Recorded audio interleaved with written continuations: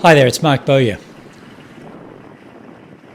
Travel in Vietnam seems to mostly be about cities, towns, or even rural villages and rural landscapes. Wildlife tends not to get much of a look in part because Vietnam's 90 million people are packed into a tiny slither of land which doesn't leave a whole lot of space for wildlife. Surprisingly though, Vietnam has some unique, if endangered, wildlife offerings that travellers rarely experience. Chau Doc Bird Sanctuary is one such place, around half an hour from Chau Doc on Vietnam's Mekong Delta border with Cambodia. It's a small but impressive diversion into a world of squawking and bird spotting.